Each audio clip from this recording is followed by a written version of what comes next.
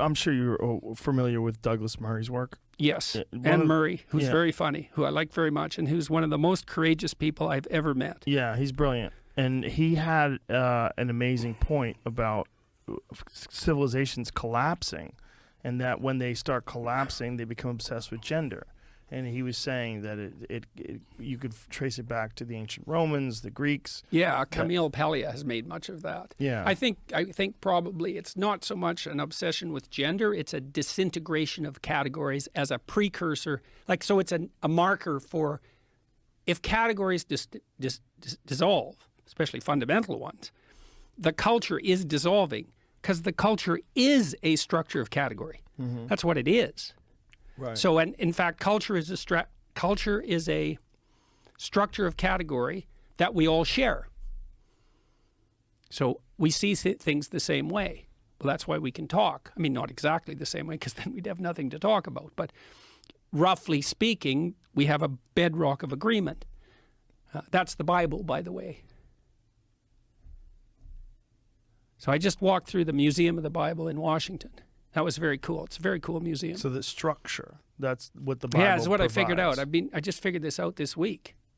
So it was a cool thing to walk through because it's chronological. They have one floor which is the history of the Bible. Mm. But it's not exactly that. It's really what it is the history of the book. Now, in many ways, the first book was the Bible. I mean, literally, because at one point there was only one book. Like, as far as our Western culture is concerned, there was one book. And for a while, literally, there was only one book. And that book was the Bible. And then before it was the Bible, it was it was scrolls and it was writings on papyrus. But we were starting to aggregate written text together.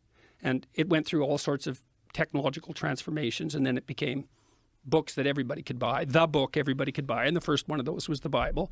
And then it became all sorts of books that everybody could buy.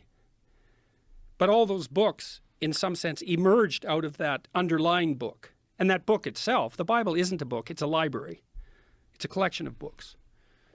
And so what I figured out was, partly because I was talking to my brother-in-law, Jim Keller, who's the world's greatest chip designer and has now designed a chip that's as powerful as the human brain, which is optimized for artificial intelligence learning, by the way.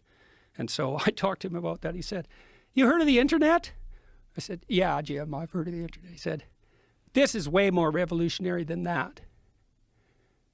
So in any case, we were talking about meaning in text because we were talking about translation and the problem of understanding text. And Jim said, the meaning of words is coded in the relationship of the words to one another.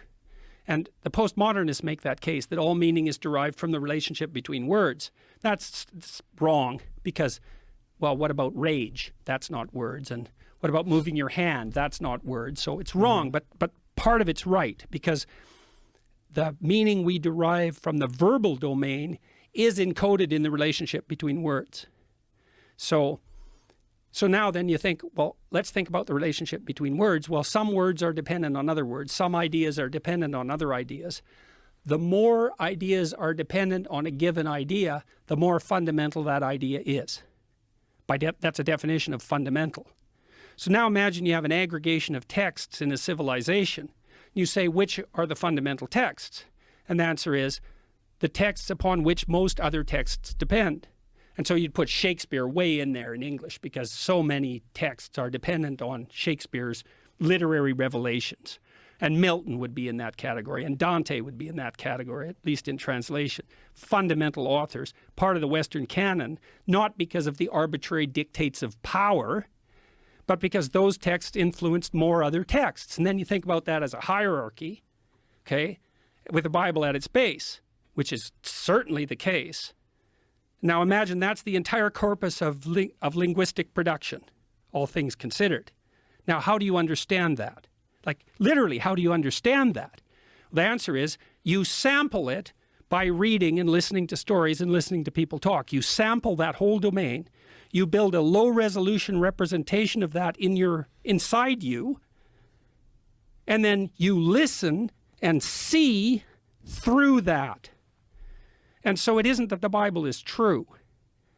It's that the Bible is the precondition for the manifestation of truth, which makes it way more true than just true. It's a whole different kind of true. And I think this is not only literally the case, factually, I think it can't be any other way. It's the only way we can solve the problem of perception. You said the precondition of the manifestation of truth? Yeah. What do you mean by that? How do you know when what you and I are saying is true? Well, it you depends know. on what we're saying. Not exactly. You Right. know this, Joe. The fact that you're so popular, this is a mystery. And I've been tweeting about it while people have been attacking you. Why is Joe Rogan so popular? He's a gateway to the alt-right. It's like, no, he's a psychedelic hippie. That's a stupid hypothesis. That's wrong. Well, he's a propagandist. It's like, no, Joe's an honest man. And he actually says what he believes to be true.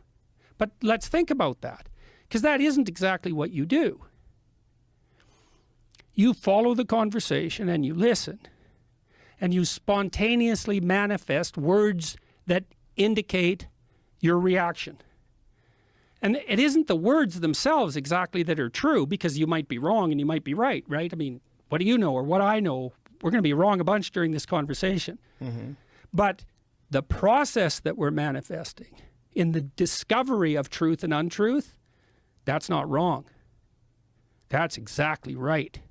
And you know when we're doing it because it's so engaging. The process that we're manifesting. You bet. Meaning?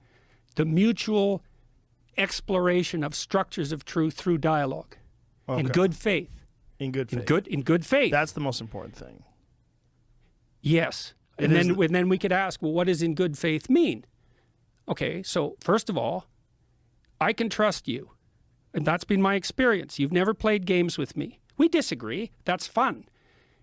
I can trust you. You don't play games. I can talk to you. You listen and you say things. We have a conversation. It's real. It's fun. We fall into it. The time flies by, right? Yeah. That's a cool thing. That the burden of temporal mortality lifts in the face of genuine dialogue. You think, well, there's a marker for paradisal meaning. It's like a bit of transcendence of death right there and then. You think, no, it's not. It's like, yeah, you go for 5 years without a meaningful conversation and see if you're dead. Because if you're not, you're sure going to want to be.